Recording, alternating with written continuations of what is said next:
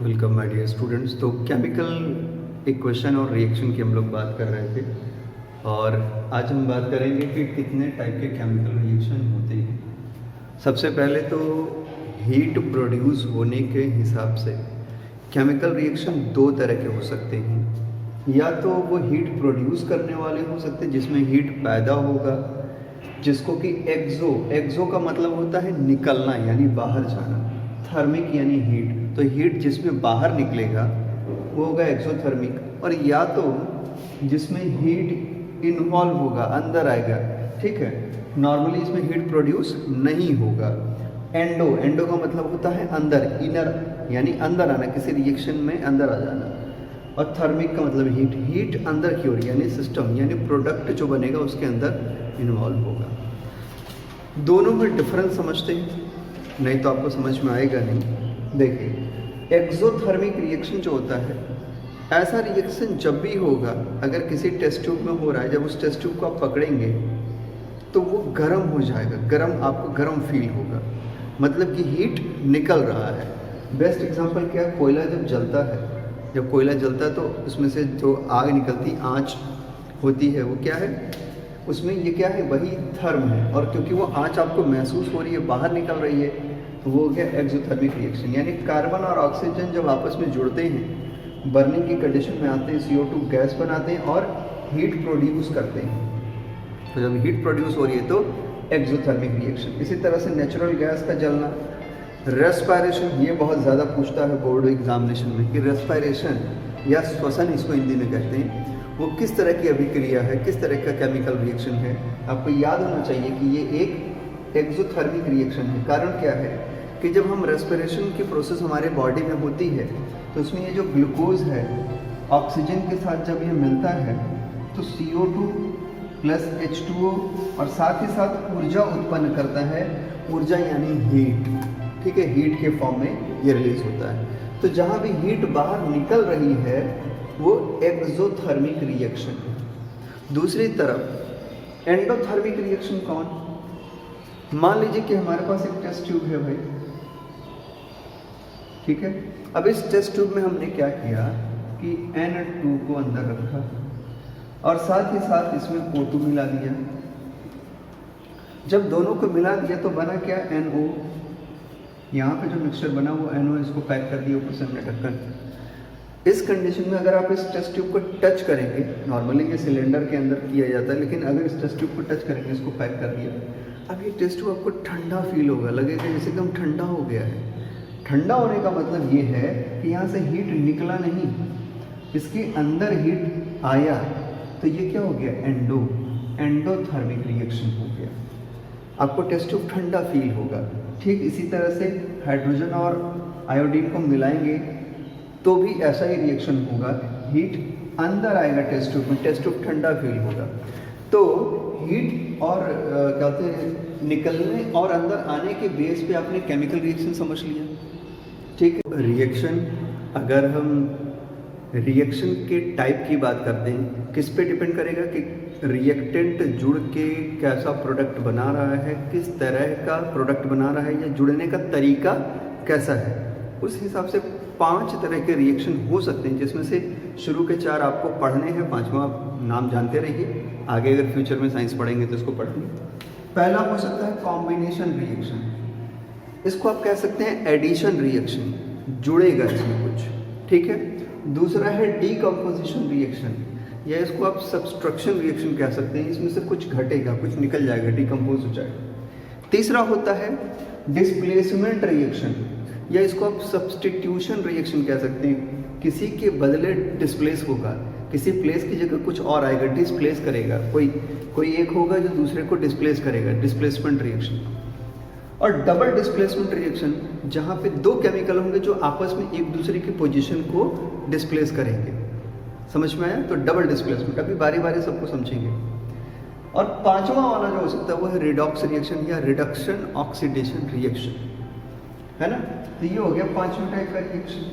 अब हम शुरुआत करते हैं कॉम्बिनेशन रिएक्शन से। कॉम्बिनेशन रिएक्शन का अगर जनरल आपको एक डेफिनेशन लिखना हो तो आप लिख सकते हैं कि ऐसा रिएक्शन जहाँ पे दो या दो से ज़्यादा रिएक्टेंट्स मिल करके एक सिंगल प्रोडक्ट बनाते हैं, सिंगल प्रोडक्ट बनाते हैं, उसको कॉम्बिनेशन रिएक्शन या एडिशन रिएक्शन कहते हैं। जैसे यहाँ पे क्विक लाइम है, that is calcium oxide, water के साथ मिल जा रहा है H2O के साथ, और मिल के क्या बना रहा है, calcium hydroxide CaOH whole twice. ये समझ में आ रहा है, दैट इज स्लेक्ट लाइम। तो ये क्या हो गया, ये हो गया आपका कॉम्बिनेशन या क्या होते हैं, एडिशन रिएक्शन। इसी तरह से कार्बन और ऑक्सीजन मिल जा रहे हैं, यानी कोयला आप कह सकते हैं, कोयले की बर्निंग हो रही है, ठीक। तो क्या हो रहा है यहाँ पे, कार्बन और ऑक्सीजन मिल रहे हैं और CO2 बना रहे हैं। तो नॉर्मली ऐसा ही होता है। ये समझ में आ रहा है, यहाँ तक कोई दिक्कत, आसानी से समझ में आ गया, ठीक है। इसको लिख लीजिएगा, डेफिनेशन जो बताया उसको लिख लीजिएगा। अब हम शुरू करते हैं डिकम्पोजिशन रिएक्शन के साथ। रिएक्टेंट नॉर्मली इस कंडीशन में, किसी भी एक नॉन कंडीशन की बात करें, उसमें एक या एक से ज़्यादा टाइप के प्रोडक्ट्स में कन्वर्ट हो जाए। नॉर्मली दो या दो से ज़्यादा होते हैं, ठीक है। जैसे यहाँ पे फेरस सल्फेट है, अब इसके लिए एक छोटा सा एक्टिविटी भी किया जाता है कि फेरस सल्फेट को टेस्ट ट्यूब में डाल दिया जाए 2 ml मिला के, और फिर उसको हीट कर दिया जाए। टेस्ट ट्यूब को थोड़ा सा दूर रखना चाहिए, आंखों के ऊपर नहीं आना चाहिए, इसकी स्मेल अलग आती है, कलर भी चेंज हो जाता है ना। तो फेरस सल्फेट किस में कन्वर्ट हो जाता है, फेरिक ऑक्साइड में। फेरस सल्फेट किस में कन्वर्ट हो गया, ferric oxide plus sulphur dioxide and trioxide में। ये दो गैसेस बन गए। अब क्या हुआ कि डिकम्पोज हो गया, एक ही केमिकल एक ही था, अब ये कई अलग अलग पार्ट में टूट गया, यानी जो एक रिएक्टेंट है वो दो या उससे ज़्यादा टाइप के प्रोडक्ट्स में कन्वर्ट हो जाता है, और साथ ही साथ इनकी प्रॉपर्टीज़ भी चेंज हो जा रही हैं। डिकम्पोज हो गया, सिंपल सी बात है, क्या हो गया, डिकम्पोज हो गया, डिकम्पोजिशन हो गया। इसी तरह से लेड नाइट्रेट की एक एग्जांपल में आता है। Lead nitrate that is PbNO3 whole twice. जब इसको हीट करते हैं तो लेड नाइट्रेट चेंज हो जाता है lead oxide that is PbO plus NO2 that is nitrogen dioxide and O2 that is oxygen, ठीक है। अब इसमें जो आप देखेंगे कलर्स बिल्कुल अलग अलग होते हैं। जैसे लेड ऑक्साइड की बात करें तो ये हल्का येलोविश कलर का हो जाता है, तो कलर भी चेंज हो रहा है, स्टेट भी चेंज हो रहा है, और कई सारे प्रोडक्ट बन रहे हैं। तो इसको हम क्या कहते हैं, डिकम्पोज होना है। एक मटेरियल कई डिफरेंट मटेरियल्स में कन्वर्ट हो जा रहा है, चेंज हो जा रहा है।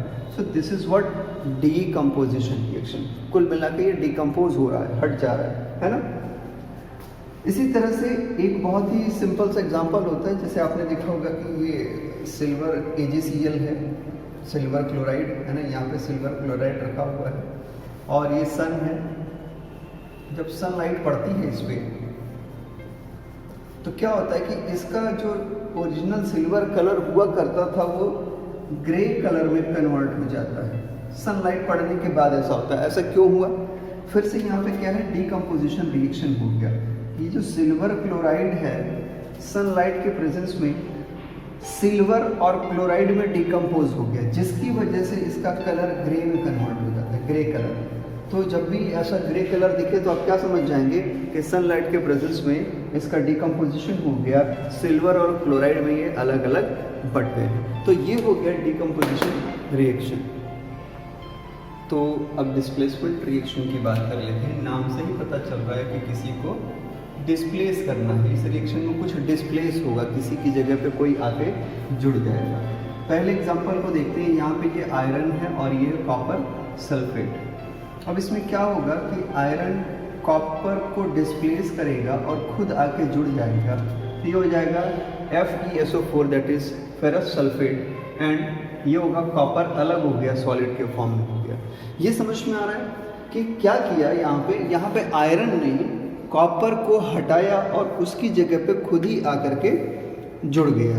ये समझ में आ रहा है। तो ये हो गया आयरन सल्फेट। इसी तरह से और भी एग्जांपल देखें, जैसे ये जिंक है।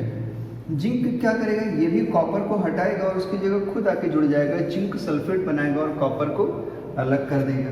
ठीक इसी तरह से लेड की बात करें, अब लेड भी यही कर रहा है। क्या कर रहा है, वो कॉपर को हटा रहा है और जो अभी कॉपर क्लोराइड था उसमें से कॉपर को हटाया और खुद जुड़ गया। अब ये हो गया लेड क्लोराइड और कॉपर को इसने अलग किया।